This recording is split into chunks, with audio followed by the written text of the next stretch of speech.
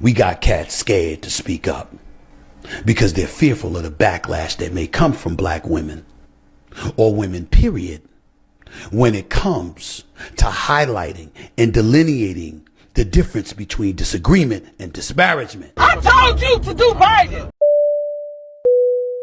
Yo, check this out from what the Chicago Teachers Union said in an interview. Is to make sure that our lowest wage workers, black women who live on the south and west sides of Chicago, have a wage in which they can pay their rent, they can go to the grocery store, and that they can maintain a standard of living. Our political work is to ensure that women have the ability to sustain life without a husband. Kings, send that girl $1,500 to her Cash App right now. Why? No more 50-50. We ain't playing that roommate. Hold up. Gotta start treating these women like the goddesses that they are. Our black women are strong, fearless. The obstacles that women in this country, particularly black women, have had to overcome is ridiculous, but it is just as significantly admirable how they've overcome it, and they continue to scratch and claw and elevate along the way while pushing us to elevate. I am who I am today because of black women. Can you talk about why black women in particular are like a good place to start in trying to spread civic engagement? Because we are the backbone of the country. We're your teachers. We're your bank tellers. We're your bus drivers. You cannot go anywhere without it being affected by a black woman. And we know that we just need women at the table because right now there's only 15% of women in the legislature. Out of 174 legislators, 27. That's not enough. More often than not, people have taken our vote for granted. I told you to do Biden. Now we done lost a damn vote. We done lost a vote. That's gonna go to Trump. God damn. I'm worshiping these people like they're God. Ain't nobody worshiping them. But God damn it, Chris, we need somebody in there with mother sense.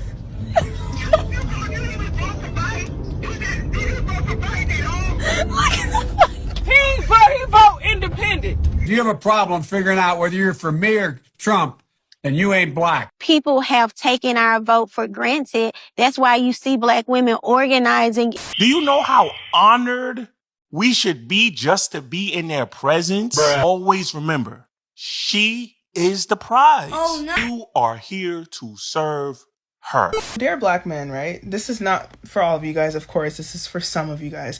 I really need you guys to start protecting and sticking up for black women when we are disrespected in places where you guys are at, right? I'm pro-black, obviously, but I like to say that I'm pro-black with rankings because number one is black women and then everybody else.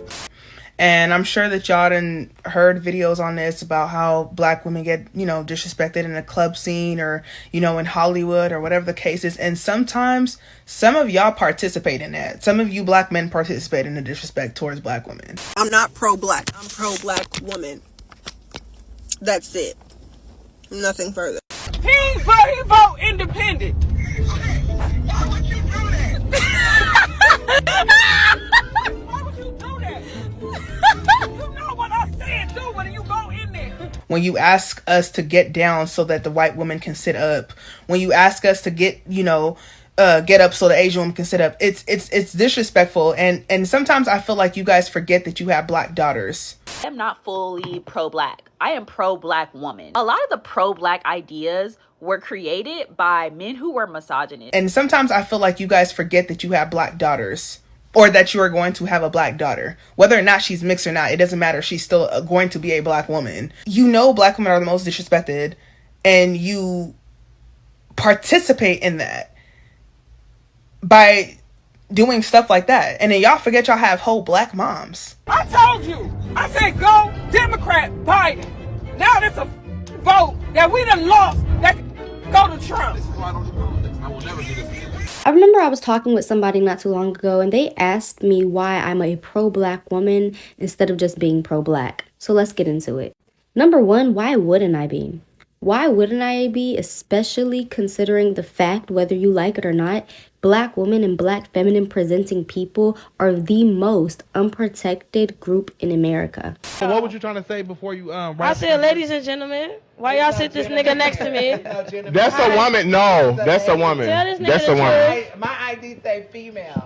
Get this nigga out my face, cuz. Stop. Why you yeah. Please start protecting Black women in spaces where they get disrespected. Don't add on to it. It doesn't make any sense. You are here to serve her. So stay focused. Cut.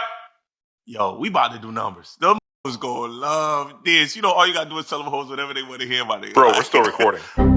If you pay attention to Stephan A Smith, like him or hate him, he's a very good communicator.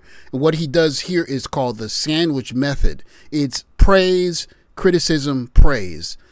Here, he's saying essentially that many Black men are afraid of having any kind of conflict or differing opinions from Black women. We saw that in the I told you to do right clip that is famous.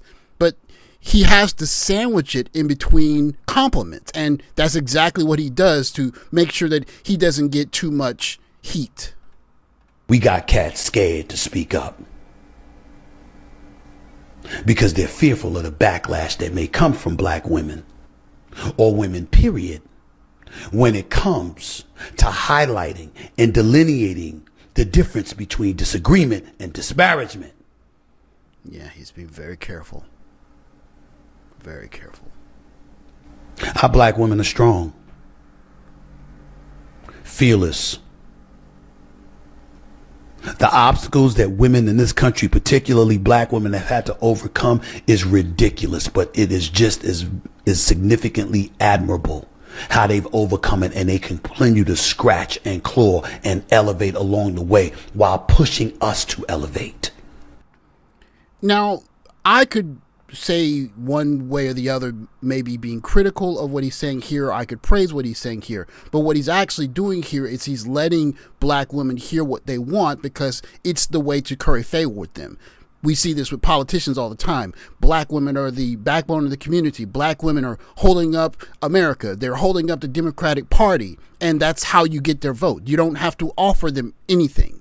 So when you hear, I told you to do right, that's because Biden is the pre-decided way you're supposed to vote as a Black man, even if he hasn't said anything specific to the Black community or Black men saying, we're going to give you this. If you have a problem figuring out whether you're for me or Trump, then you ain't Black. The mere idea of having a different political idea, opinion, or view itself can get you excommunicated as a Black man in a Black community. Pattie Labelle kicked her nephew out. For her nephew to get out here and act as if we were supposed to check Pattie Labelle over him. The nephew says supporting Trump cost him his relationship with his aunt. Claims he was kicked out of her home after 12 years and has been cut off from her circle. My punishment is using my First Amendment right was lifetime banishment. Okay, and she goes, here's what supporting Trump cost me. My aunt, Pattie Labelle, famous singer and Democrat, Christmas 2019. She had just informed me that I had to move out of the home and happily share it with her for 12 years, okay? This alleged situation with Pattie Labelle and her son is actually a kind of microcosm for how political discourse happens in the Black community.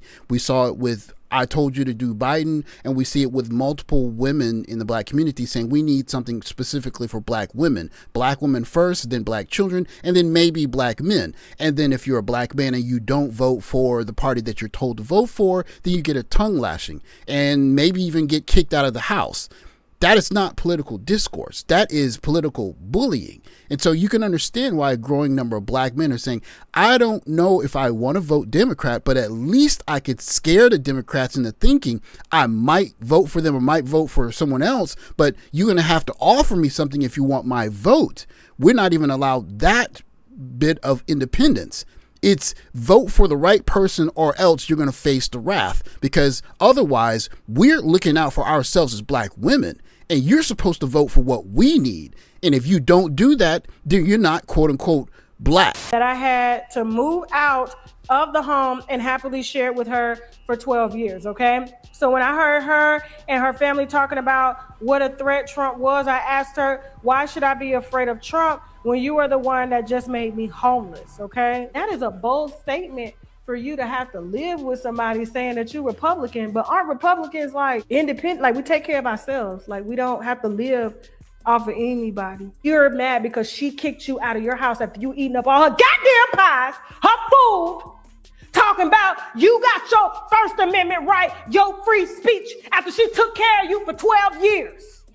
And so you exercised your political right, and she did too, and put your ass out as I would have did too. Your ass got to go here. You grown. You got your First Amendment. Sir, go get your first apartment. How about that? I told you to do right. If you have a problem figuring out whether you're for me or Trump, then you ain't black. The tweet reads, here's what supporting Trump cost me. My aunt is Pattie Labelle, famous singer and Democrat. Christmas 2019, she had just informed me that I had to move out of the home I had happily shared with her for 12 years.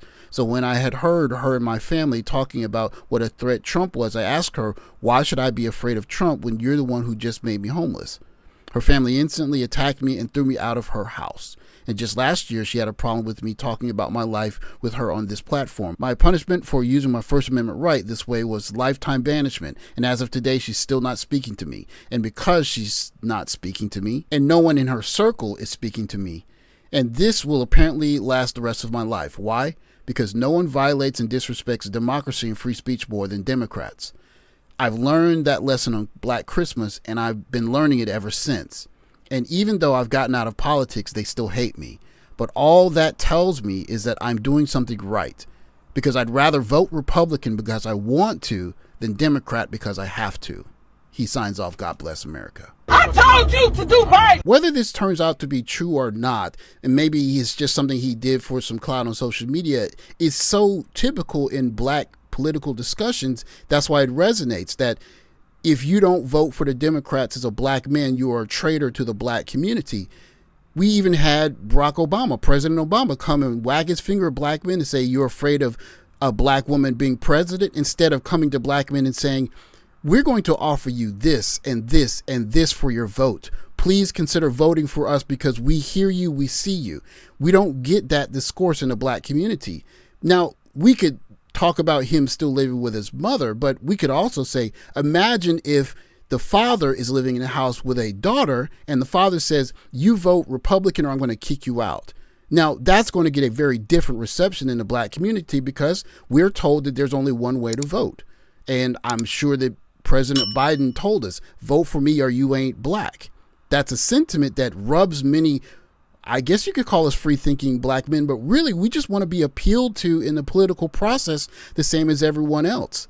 Instead of telling us you're supposed to do Biden because you're supposed to do Biden, tell us we are going to offer you A, B, and C for your vote. We really consider your political involvement very important. Please consider a vote for us. Black men have never really gotten that in the election cycle. And I think that there are enough of us that are tired of this.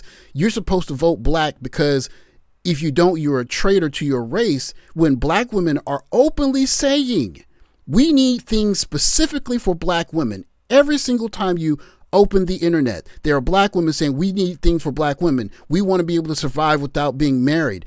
Black women are carrying the party. We need something back for it. But when Black men attempt to do the same thing and say we're not going to vote blindly, we are traitors. We don't want to vote Republican. We just want to be appealed to in the political process like everyone else. And if that's the price of being called a traitor, then call me a traitor to the Black community. Because I'd rather that than to continue voting blindly for a party that only throws us a bone every now and then, if even that, while Black women tell the whole party in the world that they need something special that's for them without asking for anything for us as Black men.